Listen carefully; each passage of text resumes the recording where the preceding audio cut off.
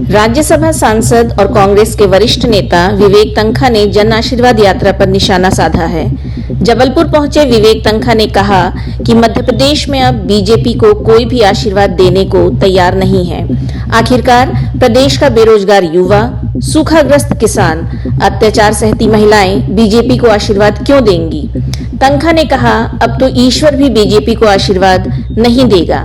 वहीं इंडिया का नाम भारत रखने पर चल रही बहस पर विवेक तन्खा ने कहा कि बीजेपी इंडिया गठबंधन से घबरा गई है और इसी घबराहट के कारण अब मुद्दों को भड़काया जा रहा है। संविधान में भी इंडिया और भारत का उल्लेख है। देश के बहुत सारे इंस्टीट्यूट इंडिया के नाम पर ही चल रहे हैं। आखिरकार बीजेपी इंडिया शब्द से इतना परहेज क्यों कर रही है? वहीं तन्खा ने तमिलनाडु के मुख्यमंत्री M.K. स्टालिन के बेटे उदयनिधि स्टालिन के सनातन धर्म पर विवादित बयान से किनारा कर लिया है। विवेक तन्खा ने कहा कि मैं तो खुद एक सनातन धर्मी हूं और जिस देश में सभी धर्म को बराबर का दर्जा दिया गया है, सभी धर्म का सम्मान किया जाता है, तो ऐसे देश में किसी भी धर्म पर टिप्पणी नहीं करना चाहिए। चाहे हमारा धर्म हो या दूसरों का धर्म हो, धर्म धर्म होता है। और कोई भी ऐसे देश में जिसमें लोग एक दूसरे को सम्मान देते हैं या एक दूसरे के प्रति आदर रखते हैं, कभी दूसरे के धर्म के बारे में टिप्पणी नहीं करते। बड़ा चेंजिंग। देखिए, ये जो आज यात्रा निकली आ रही है, ये बिजली उपभोक्ताओं को बीजेपी की जो जन आशीर्वाद यात्राएं निकल रही हैं, केंद्रीय मंत्री आ रहे हैं, उनकी तो ये परेशानी है। उनकी ये परेशानी है कि जनता उनके अगेंस्ट है। अब वो जनता से आशीर्वाद देना चाहते हैं। अब कौन उनको आशीर्वाद देगा? क्या बिजली को उपभोक्ताओं को आशीर्वाद देगा? जिस गांव में बिजली नहीं है, वो क्या आशीर्वाद उनको देंगे? जहां सूखा पड़ा वो उनको क्या आशीर्वाद देंगे? वो युवा जिसको नौकरी नहीं दी आज तक इन्होंने 20 साल में, वो आशीर्वाद देगा? वो महिला जिसके साथ उत्पीड़न हो रहा है, वो आशीर्वाद देंगे? कुपोषण हो रहा है, वो बच्चों को आशीर्वाद, कौन आशीर्वाद देगा? इनको तो ईश्वर भी आशीर्वाद नहीं दे सकता, तो हम कहाँ हैं? सर, भारत नाम करने को लेकर देश का, उसको लेकर एक नई बहस छेड़ दी गई है कि इंडिया, क्योंकि आप लोग कहते आए हैं कि विपक्षी गठबंधन का नाम है, भारत को नाम करने को लेकर मुहिम चलाई जा रही है। बीजेपी इंडिया अलायंस के नाम से घबरा गई, क्योंकि जब पूरा इंडिया खड़ा हो गया बीजेपी के अगेंस्ट, तो उनको लगा कि अब हमको कुछ नया शगुफा छोड़ना है और उन्हें भारत नाम लेके सामने आए।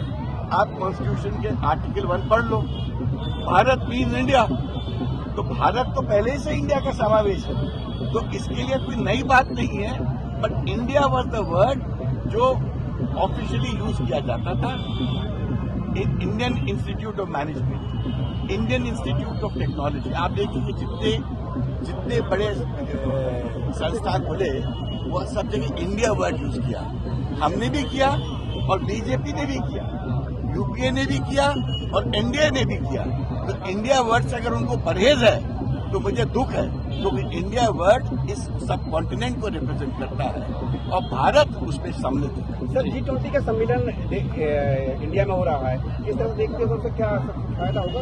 देखिए, सम्मेलन समय समय पे होते हैं और ये देश का सम्मेलन है। देश की प्रतिष्ठा इन सम्मेलन में जुड़ी रहती है। 80s में और 80s में इंदिरा जी के वक्त नॉन अलाइन सम्मेलन हुआ था, कॉमनवेल्थ सम्मेलन हुए थे। तो समय समय पे गवर्नमेंट जब रहती है, ये बड़े सम्मेलन होते हैं और ये सम्मेलन हमारे देश की प्रतिष्ठा का सिंबल होता है। सर, कांग्रेस की टिकट की सूची को लेकर इंतजार किया जा रहा है। बीजेपी ऐसा कह रही है कि हमने पहले 39 दे दिए हैं, 64 भी जल्द हो जाएगा, और सूची कब तक सर एक्सपेक्ट की जाए? पहले बात हमको बीजेपी बताए कि वो चुनाव चाहती है कि नहीं चाहती है। पहले बीजेपी पब्लिक को बता दे कि वो चुनाव चाहती है कि नहीं चाहती है। कभी 1 नेशन 1 इलेक्शन की बात करते हो और 39 की सूची निकालते हो। या तो आप वहां गलत बोल रहे हो या यहाँ झूठ बोल रहे हो। अगर दोनों में से एक बात सच हो सकती है, 1 नेशन 1 इलेक्शन होगा तो अभी नहीं हो सकता, वो बाद में होगा। वो भी सकता है कि नहीं हो सकता, वो एक दूसरा शगुफा है। तो ये बीजेपी की प्रॉब्लम है, हमारी प्रॉब्लम नहीं है। वो खुद ही माइंड मेकअप नहीं कर पा रहे हैं कि उनको चुनाव अभी चाहिए कि बाद में चाहिए। सूची तो बहुत छोटी बात है। जी, तो कांग्रेस की सूची सर कब तक